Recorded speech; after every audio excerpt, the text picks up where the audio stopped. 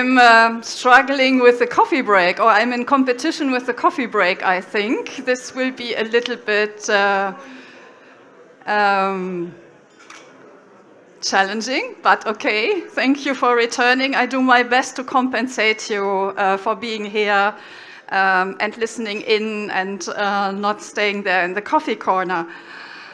Good morning, everyone. So thanks to PIPC and to Thomas and Anna and the team for having me here today. And I practiced the whole night to say one word in Polish, which is dziękuję, and I hope I pronounced it. Thank you. Thank you. Took me the whole night for one word, but I promise I'll practice further. Okay, so without further ado, let me guide you into my presentation, which is entitled Chemical Value Chains in Europe Today and Tomorrow. And I would like to take you on a 25 minutes journey on, let me check, yes. Very quickly and briefly, who is FECC, the European Association of Chemical Distributors, which still has the distribution as core business, but is meanwhile representing the entire chemical value chain in Europe, from producers over distributors, but also other value chain functions. A little bit on chemical value chains, including distribution, the overall trends, the challenges and opportunities, and last but not least, a couple of conclusions. And you will find a lot of maybe not repetitions, but complementary remarks to what has been discussed this morning already, which brings me also to say a big thank you to the translator, who will give me a voice in Polish, apart from my one word Polish. Thank you for this, and you do an excellent job, because I really enjoyed the first part with a fantastic translation into English. So very quickly, who is FECC? So we are the only European association representing all chemical segments, from fuels and petrochemicals, then the whole chemical value chains, whatever you have, polymers, textiles, plastics, adhesives and sealants, paints and coatings, up to life sciences, which in our definition is food and feed, pharmaceuticals and cosmetics. We represent all company sizes and are proud that we have a lot of multinationals with us, and on the other end of the size scale, also startups with very innovative solutions, all chemical supply chain functions, and a lot of our members are small and medium-sized enterprises, and on top, in many cases, also family-owned businesses with their own specifics and needs. And we have heard a lot this morning already about challenges for especially small and medium-sized enterprises in keeping up with all the developments and the regulation. This is just an excerpt of what we are representing. So it's production, it's distribution, but also warehousing, recycling, formulating, blending, mixing, research and development, because we also tend to develop own recipes, especially in the specialty chemicals area. We give technical and regulatory advice to people who are outside the chemical industry but use chemicals, so for them to use them safely and responsibly. And we also do logistics and packaging. And I was specifically asked to also pay a bit of attention to logistics. I will not go into detail because you get the slides afterwards. This is just a little bit like what we are doing in terms of vision, mission, and working priorities. And I can summarize that in one sentence. We try to be ahead of the wave and prepare our members for what's in the pipeline in terms of business, technological developments, but also regulation, so that they have the maximum time to prepare, because changes out there in the world are massive. I think we all know that. A quick look on what is currently the landscape we are all operating in, if we are operating in the chemicals industry. This is from CIFIC, who always issue a very nice overview on facts and figures. So in 2022, which is the latest available overview, we see that Europe is still the second largest chemical producer worldwide. In fact, if we compare the situation to 30 years ago, of course, Europe has lost some market shares to especially Asia, and there especially to China. But the positive message is that still we have very well-sourced markets here and are still in the race. How this ends up in the next 20 to 30 years with our demographic developments, with markets growing elsewhere in a more, how can I say, stringent pace, we will see. But there is still a big market, which is going to continue to grow. So that is definitely the positive message. And what needs to be stressed at every occasion is that our industry, chemicals industry, is an enabling industry to, if we talk about sustainability and innovation, then I would like to stress that we are part of the solution, because far too often we are still seen as part of the problem. Because people see, I don't know, black smoke somewhere in a chimney and think, oh, it's chemicals, it's polluting.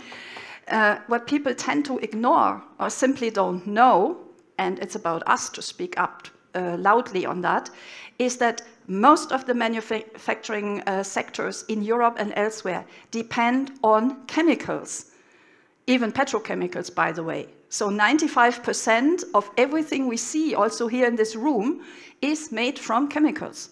Without chemicals, we would not have this nice gadget, no monitors, no smartphones, no coffee machine, and we would even sit on the tiles and would not have a nice carpet here.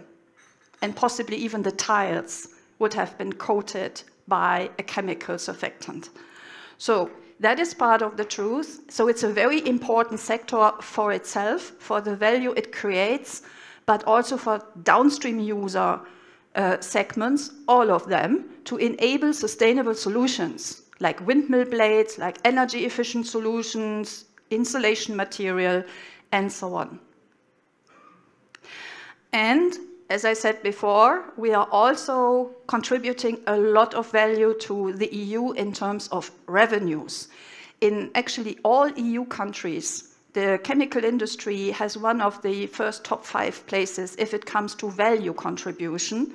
And we also contribute a lot to a positive trade balance. Means we are heavy in exportation, and of course we also import a bit, but the value creation via exports is bigger than what we import. Which is something that is, and you see the 2021 figure there, and even more here. In 2022, after the Russians have invaded Ukraine, we saw that this kind of balance is a little bit flattening down.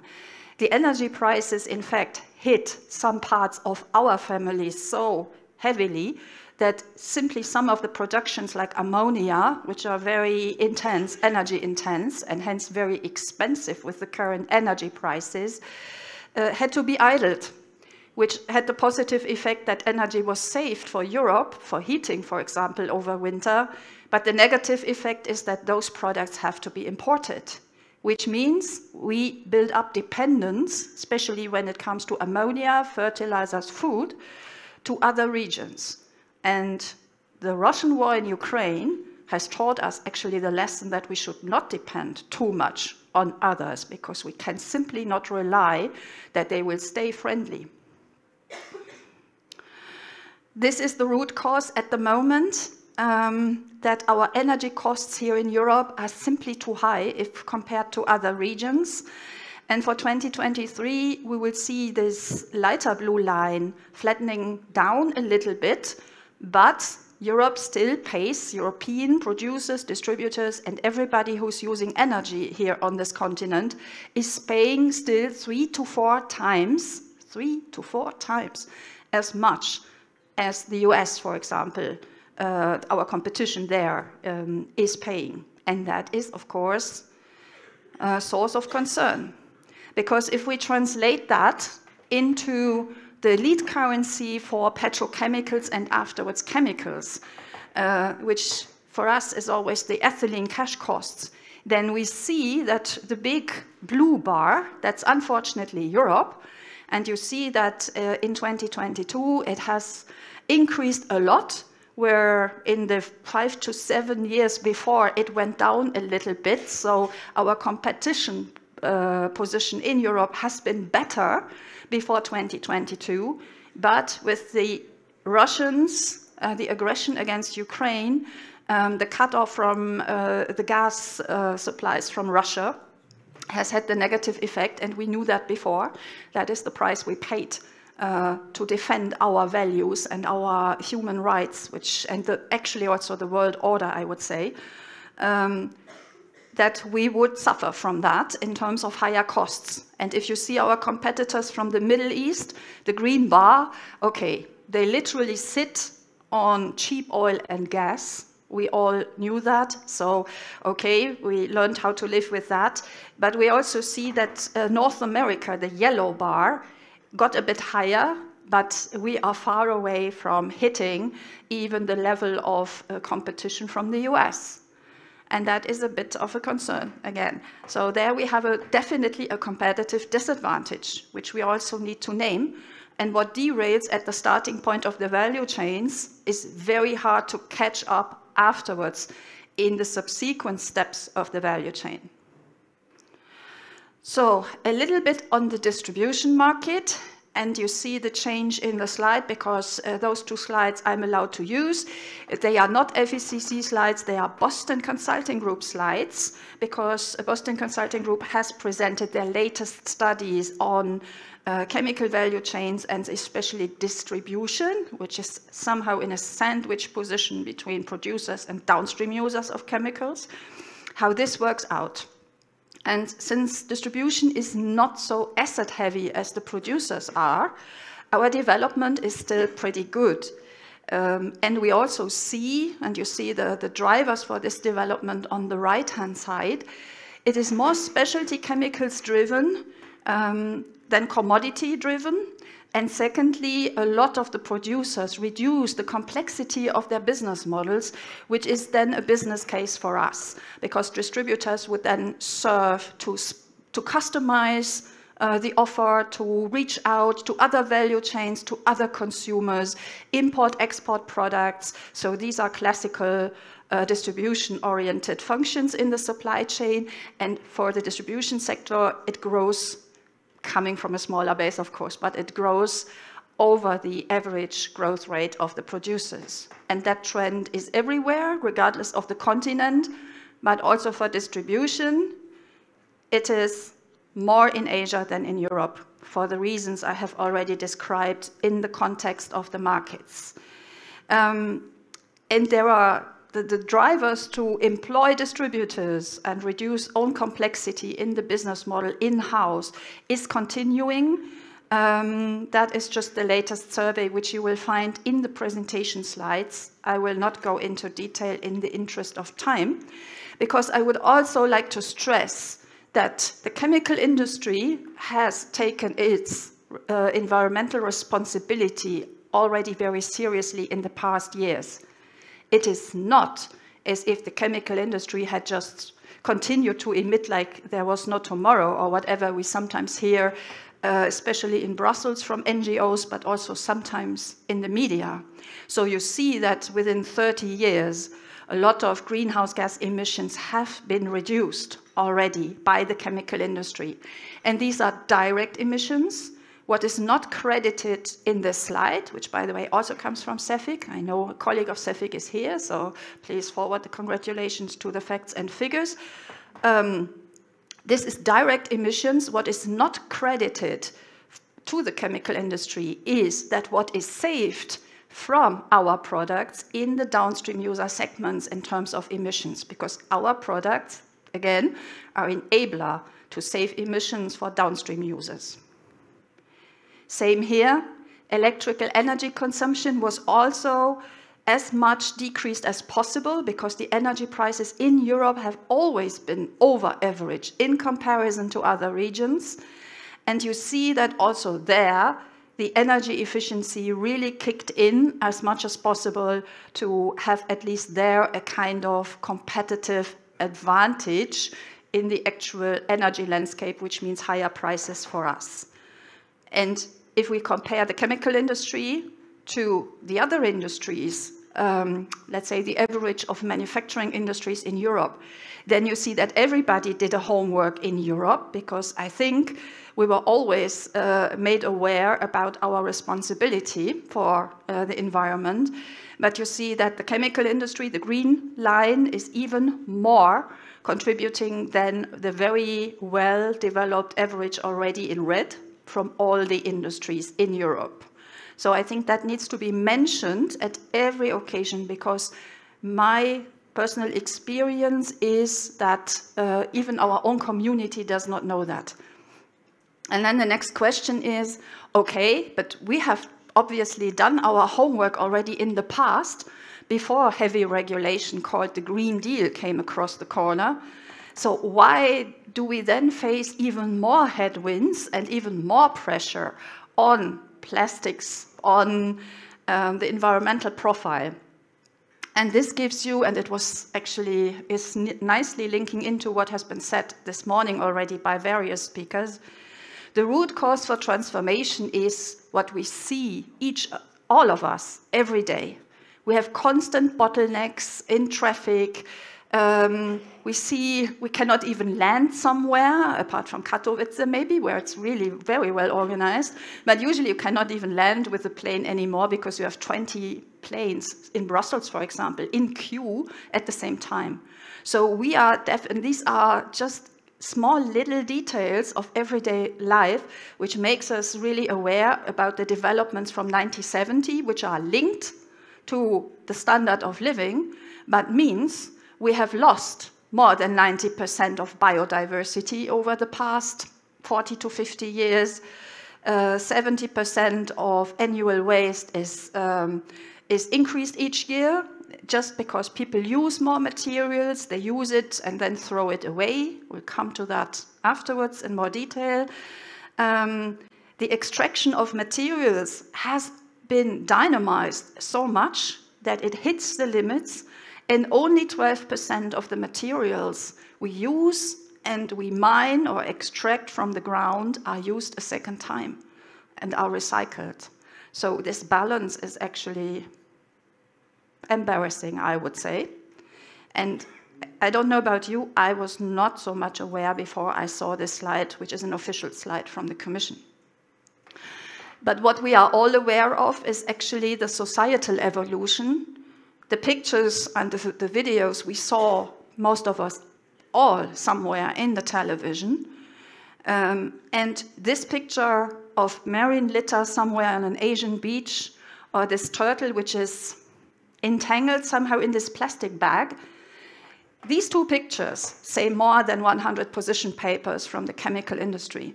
And they can easily kick 10 intense years of public affairs into the bin, because that is what sticks to people's mind. And if you ask somebody out there in the streets here of Japce, they will certainly tell you, oh, plastic, bad material. I would say 8 out of 10, like, marine litter and the turtle with the plastic bag. And this was only the last drop in a big barrel, which made society wake up. And not only Fridays for Future, but we have also, meanwhile, Grand Mass for Future, at least in Brussels. We have a lot of societal pressure from all sides on the chemical industry, which is closely linked to public perception and image. So if some of you here in the room think regulation is the massive driver, it is actually coming from everywhere. It is about the economic performance, the good one that the chemical industry has been holding over the past decades, is not alone anymore in, let's say, as a performance or a sustainable contributor to the society of tomorrow. It is how you as a company and we as chemical value chain contribute to the United Nations Sustainable Development Goals. You will not attract and retain your employees and your talent if you are seen as unsustainable.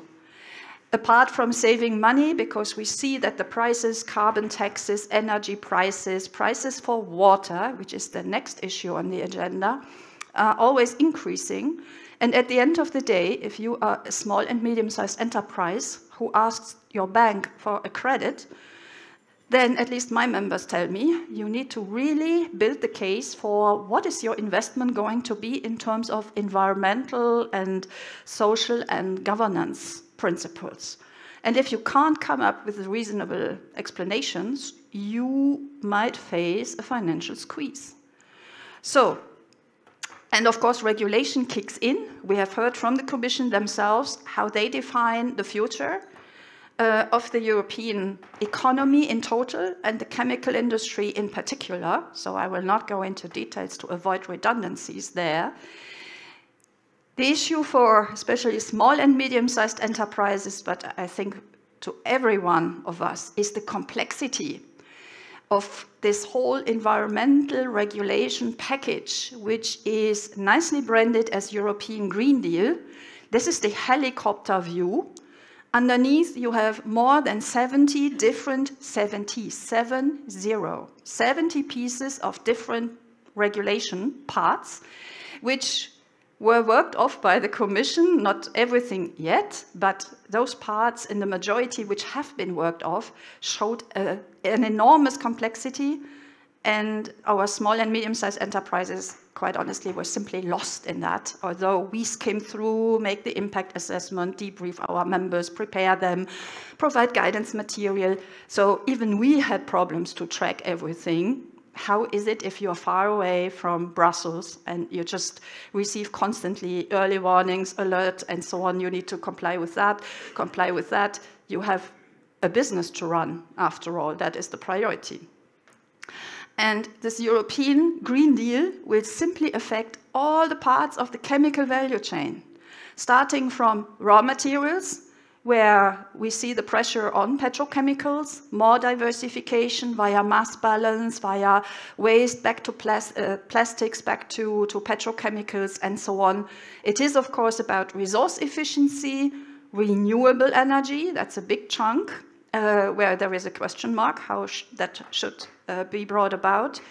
Then, of course, the whole usage and transportation issue, how we use products is not very sustainable.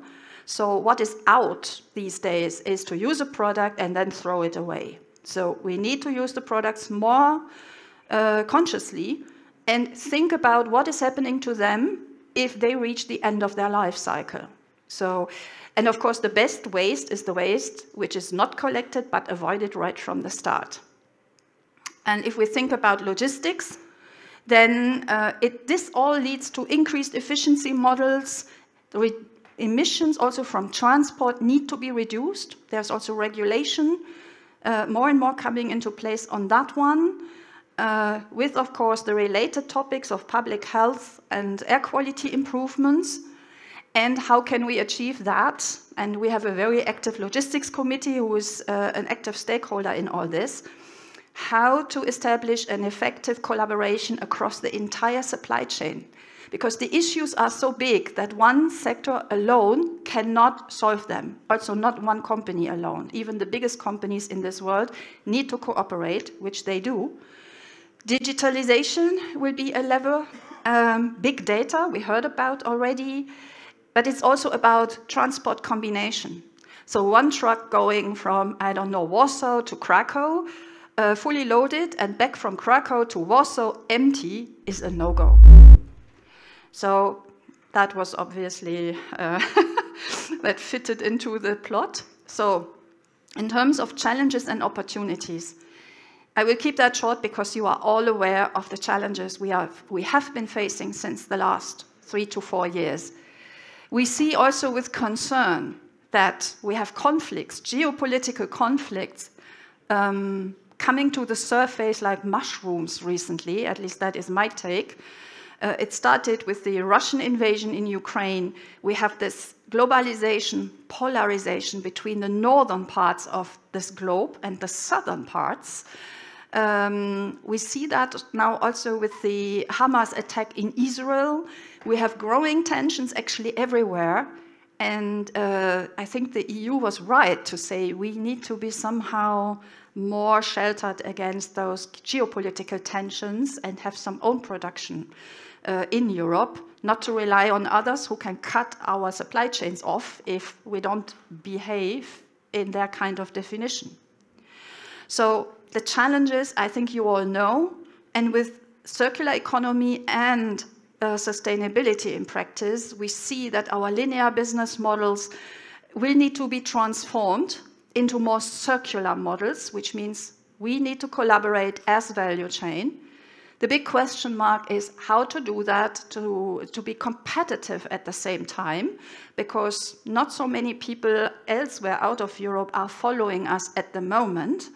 But if we turn it afterwards into an opportunity, it can be a marketing differentiator, because as we cannot compete on energy prices and raw materials, but we have a lot of technologies already and tools available to bring that into practice.